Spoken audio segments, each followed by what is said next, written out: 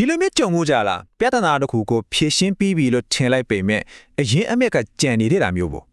ဒီနေ့မှာတော့အဲ့ဒီလိုတဝက်တစ်ပြက်ဖြေရှင်းခြင်းရဲ့အန်တရယ်ကိုချီတီမီမီရှင်းပြထားတဲ့ရှေးကြပြီးစွမ်းအားပြေဝတဲ့ပုံမြင်တစ်ပုဒ်ကိုအတူတူလေ့လာကြည့်ကြရအောင် ဥပမာအချင်းစိုးတစ်ခုကိုပြင်တာမျိုးအလုပ်ကိစ္စတစ်ခုဒါမှမဟုတ်ကိုယ်ပိုင်အားနည်းချက်တစ်ခုမှာခဏတာအောင်မြင်သွားသလိုခံစားလိုက်ရတဲ့အခြေအနေမျိုးပေါ့အရာအလုံးပြီးသွားပြီလို့ထင်ရပေမဲ့တကယ်တမ်းမှာပြဿနာရဲ့အမြစ်ကလုံးဝပြော့ကွယ်သွားပြီလားဆိုတာကတော့မေးခွန်းထုတ်စရာပါပဲ ဟုတ်ပါတယ်ဒီလိုမတေးချမေးရတဲ့ခံစားချက်ဟာအခုမှဖြစ်တာတော့မဟုတ်ပါဘူးတကယ်တော့ဒီမေခွန်းဟာလွန်ခဲ့တဲ့နှစ်ပေါင်းထောင်ချီကလေးကမြတ်စွာဘုရားထံကိုတိုက်ရိုက်မေးဆောက်ခဲ့တဲ့မေခွန်းတစ်ခုရဲ့အဓိကအချက်ပါပဲအဲဒီတော့ကလိပ်ဆောက်ဝီမင်းသားသူနဲ့ခတတာမေးတာပါ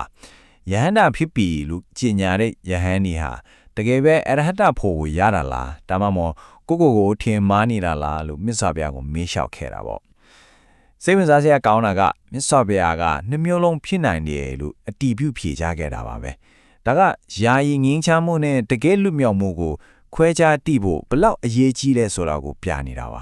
ဒီလိုထင်မှားမှုတွေဘာကြောင့်ဖြစ်ရလဲဆိုတာကိုရှင်းပြဖို့မြတ်စွာဘုရားကစိတ်ဟာဘလို့အစစ်နေမှာတွေ့တာတပ်ပြီးတန်တရာထဲမှာတောင်းတင်ကြံရနေတယ်ဆိုတာကိုနားလည်လွယ်အောင်စနစ်တကျလမ်းညွှန်ချက်တစ်ခုချပြခဲ့ပါတယ်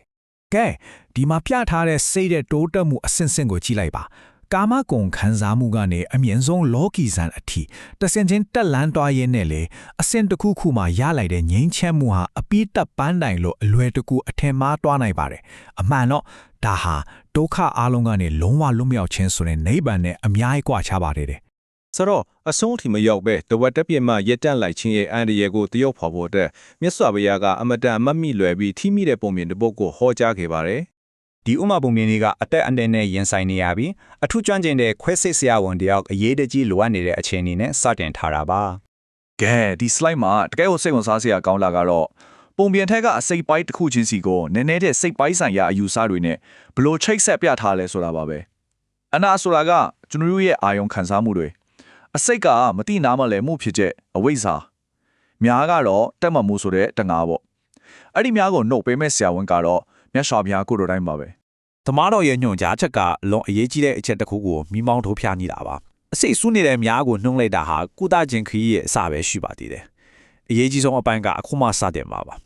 ပြီးတော့လေဒါရှစ်ခေတ်ကြံကြံတွေဟာဒီနေ့ခေတ်ကျွန်တော်တို့ရဲ့ကိုယ်ပိုင်တိုးတက်မှုအတွက်ဘလောက်လက်တွေ့ကြရတဲ့လမ်းညွှန်ခဲ့တယ်ဆိုတာကိုထိထိမိမိရှင်းပြနေပါတယ်။နှုံမှုဘဝမှာဒီတိုးတက်ကိုဘလို့အထောက်ချမလဲဆိုတာကြည့်လိုက်ကြအောင်။ဟုတ်တယ်လူနာရဲ့ပြန်လဲတက်တာလာမှုဟာခွေးစစ်ပြီးနောက်မှာညွှန်ကြားချက်တွေကိုလိုက်နာခြင်းပေါ်လိုမှုတည်နေပါတယ်။အဲ့ဒီလိုပါပဲကျွန်တော်ရဲ့အတွင်းစိတ်ပိုင်းဆိုင်ရာပြုပြင်ပြောင်းလဲမှုတွေအတွက်လည်းအတူတူပါပဲ။သမားတော်ရဲ့အကြံဉာဏ်ကိုဒီနေ့ခေတ်ကျွန်တော်တို့ရဲ့ဘဝအတွက်လက်တွေ့ကြတဲ့လမ်းညွှန်အဖြစ်ပြောင်းလဲကြည့်ရအောင်။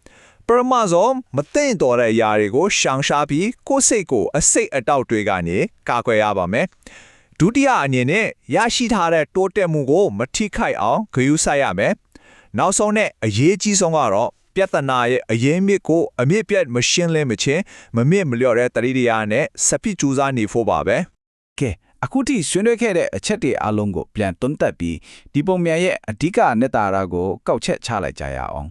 ဆိုတော့အရေးကြီးဆုံးအချက်ကတော့ယာယီဖြည့်ရှင်းနေရမလုံလောက်ကိုဆိုတာပါပဲတကယ်အကြောင်းရင်းကိုလုံးဝအမြဲကနေရှင်းထုတ်ပြရမှာပါ